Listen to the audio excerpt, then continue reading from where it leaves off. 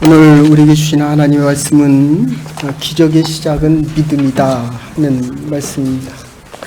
우리가 인생을 살아가면서 정말 불가능한 일들을 수없이 보게 됩니다. 그런데 믿음이 있으면 그 믿음이란 것은 예수 그리스도를 믿는 것입니다.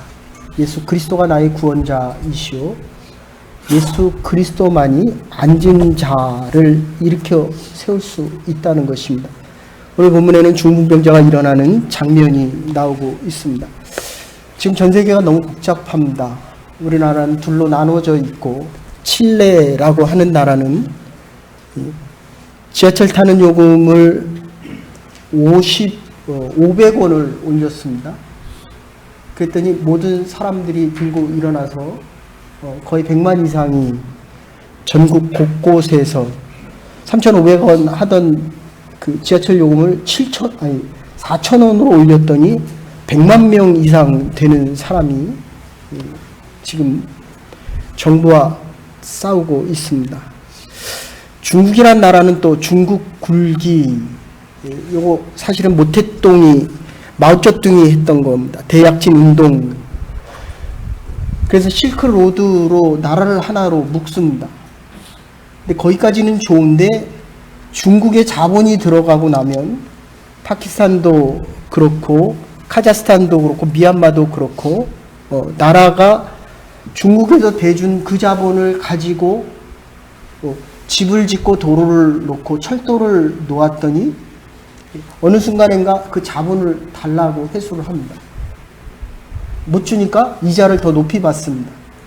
거의 주권을 찬탈당할 입장이 됩니다. 홍콩 보십시오. 지금 거의 100만 이상이 데모를 하고 있습니다. 50년을 영국으로부터 이양받을 때 약속을 했습니다. 50년의 자치를 인정하겠다고.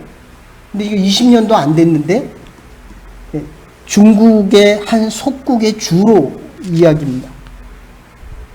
이거 전부 보면 얼마 전에도 설교 말씀드렸지만 국방이 가장 중요합니다. 하나를 빼라고 한다면 국방과 경제와 신의. 돈이 중요합니까? 믿음이 더 중요합니까? 신의가 더 중요합니까? 국방은 없애도 되지만 경제적인 문제입니다. 지금 각 나라에서 일어나는 모든 문제들이 먹고 사는 문제들입니다. 그런데 그 경제 문제에서 또 하나를 빼라고 한다고 한다면 경제와 신의 중에서 뺄 수 있는 게 있다고 한다면 경제를 빼라는 것입니다. 그래서 믿음에 대한 것을 지금 5째 주 동안 하고 있고 이 본문은 새벽기도에 아프신 가정 때문에 8주 동안 한 설교 중에 한 부분입니다. 지난주에도 여러분에게 물었습니다. 여러분의 신의, 믿음이 얼마나 됩니까? 믿음의 지수가 얼마나 되십니까?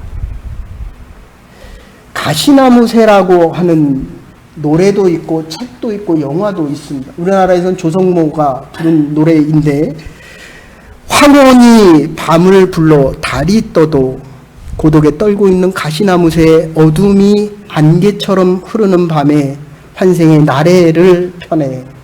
이 가시나무 새라고 하는 새는 일평생에 딱 한 번만 웁니다. 근데 자기 심장 깊은 곳에 자기 스스로가 가시를 찾아가서 자기 가슴을 부딪히면서 죽으면서 부르는 노래를 이야기합니다. 일생에 한 번 노래를 부르는데 그 소리를 모든 새들이 듣는다는 것입니다. 우리가 인생을 살아가면서 이 고난과 고통을 겪지 않고는 참 삶의 의미를 모른다는 것입니다. 정말 어려워져 보면 믿음이 있는 사람과 없는 사람이 구분이 됩니다.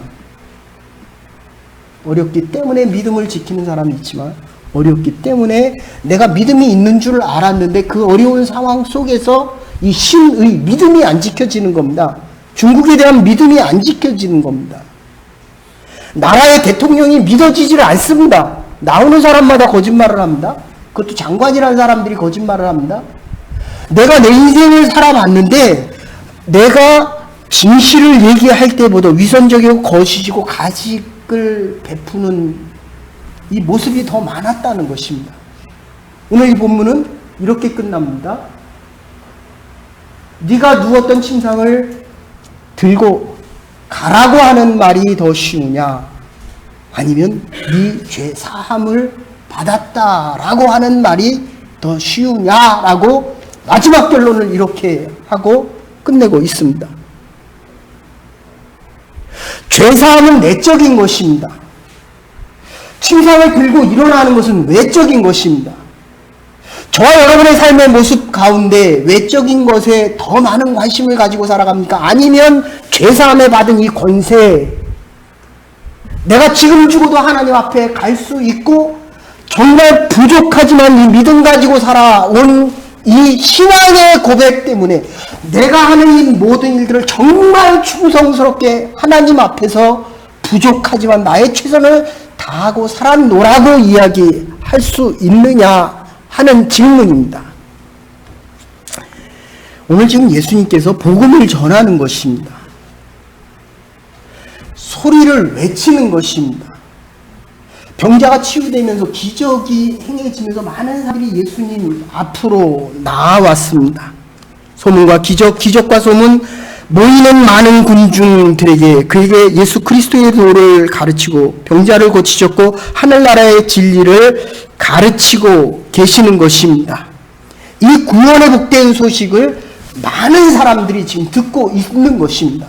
그러면서 믿음이 생겼습니다. 이 믿음을 통하여 구원의 역사가 이루어지는 것입니다.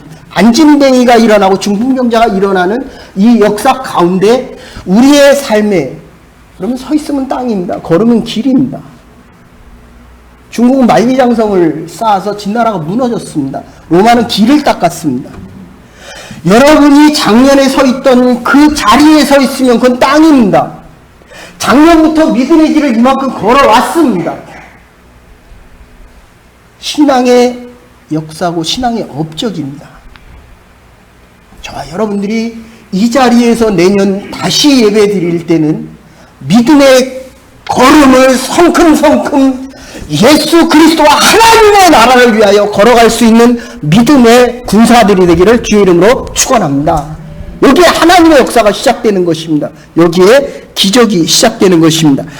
토인비는 이런 말을 남깁니다. 흥하는 민족의 세 가지 특성인데, 왕성한 활동력이 있는 민족이고 하나 되어 협력하고 단결하고 헌신할 때 나라가 부흥하였고, 마지막 세 번째가 진실성을 가진 국민이, 신의가 있는 국민이 역사에 살아남았다는 것입니다.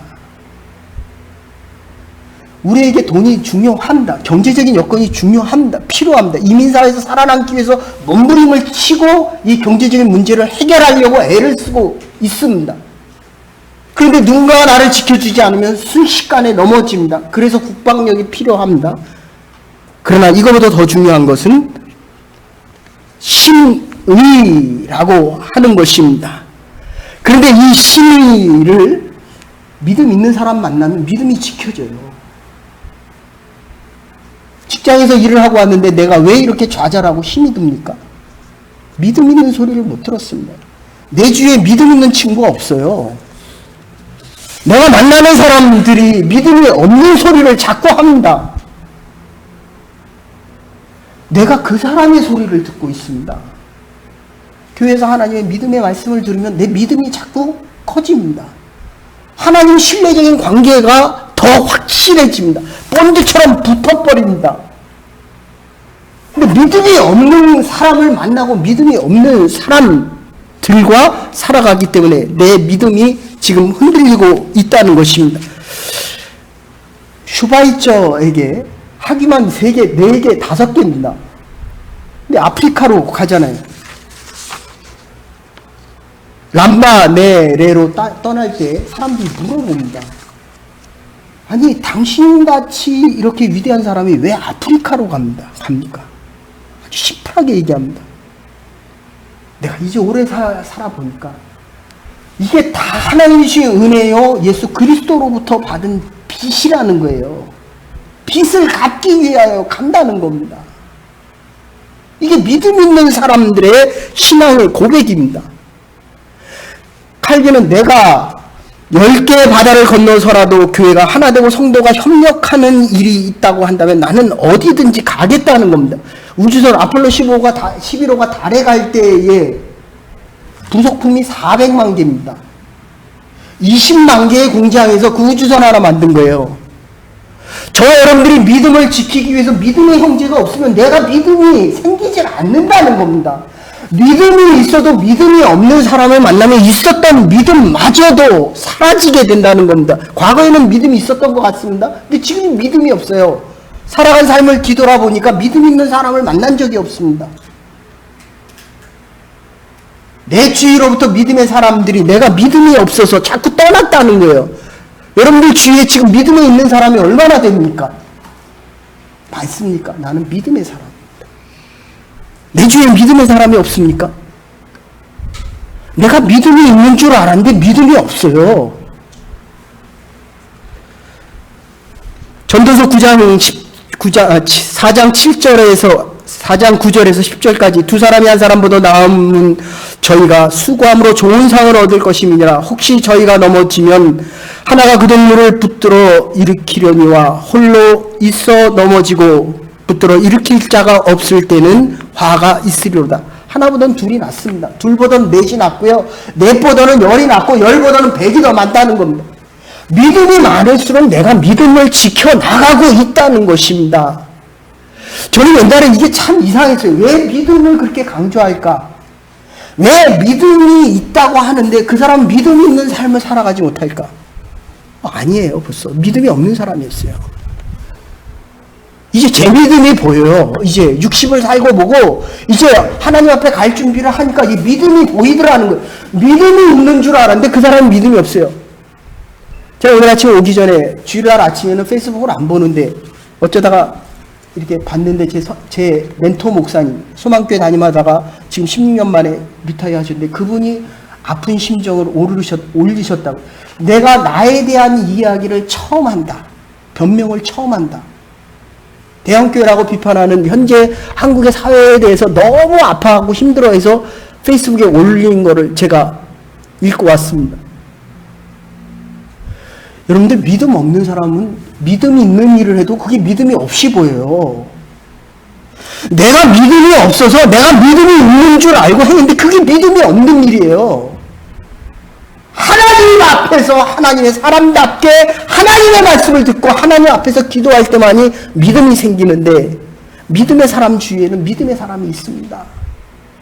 하나님 여러분 믿음의 사람들과 함께 할 수 있는 여러분의 허락되어진 인생이 되기를 주의 이름으로 간절히 축원합니다. 전도서 7장 25절에서 26절에도 좋은 친구를 사귀면 지혜를 얻고 못된 친구를 사귀면 욕을 얻느니라 라고 이야기합니다. 여러분들 권고하는 친구도 좋은 친구고요. 그 권고를 받아들이는 친구도 좋은 친구입니다.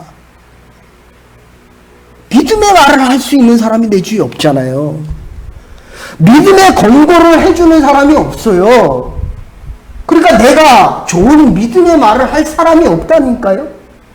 제가 목요일날 목요 모임 갔을 때 한 친구가 왔는데 처음 만난 친구 치고는 제가 가니까 영어 공부를 하고 있더라고요. 뭐 하고 있냐. 근데 옆에서 학원에서 영어 공부를 하다가 지금 근데 제 말을 너무 잘 들어주더라고요. 야, 내가 여기서 한 5,000명 이상 되는 젊은이들을 만났지만 이런 친구는 처음 봤다. 근데 나중에 알고 보니까 누군가가 그 친구를 위해서 계속 기도했고 하나님의 복음을 전하고 있었더라고요. 좋은 친구죠. 그래서 이번 주 목요일날 또 만나기로 했습니다. 예? 여기 어디 갔어요? 근데 없어요, 그 사람. 네. 목요일날 컨펌 해 주십시오. 네. 목요일날 30분 일찍 만나기로 했어요. 우리가 좋은 친구가 되십시다. 좋은 권고자, 좋은 친구, 믿고 따르는 또 다른 좋은 친구가 될 수 있어야 한다는 것입니다. 여러분, 우리는 예수님을 보러 오는 게 아닙니다. 좋은 친구인 예수님께 우리를 보여드리기 위하여 오는 것입니다. 주의 날, 주의 전을 찾을 때마다 하나님의 그 좋은 친구, 오늘 부른 찬송이 주는 나의 좋은 친구라는 거예요. 좋은 친구에게 여러분의 믿음을 보이면서 여러분의 믿음이 날마다 더 성장되어지고 성숙되어지고 많은 믿음의 열매들을 맺어갈 수 있기를 간절히 소원합니다.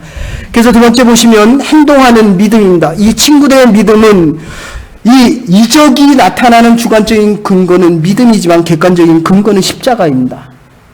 믿음은 은혜를 받을 수 있는 그릇입니다. 그래서 나의 믿음이 아니라 저들의 믿음, 5명의 믿음이었다라고 이야기합니다.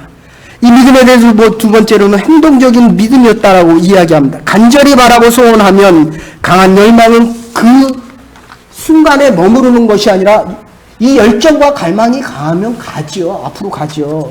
사랑이 지금 멈춥니까? 네, 사랑의 행동으로 가니까 더 가까워지죠. 그러니까 결혼으로 가는 겁니다. 네? 우리의 믿음이 더 강해져서 예수 그리스도, 신랑 되신 예수 그리스도와 함께 살아갈 수 있는 믿음의 사람들, 복된 주의 백성들, 행동까지 나갈 수 있는 믿음이 되기를 간절히 소원합니다. 그래서 톨스토이는 행동하지 않는 믿음은 믿음이 아니라고 이야기합니다.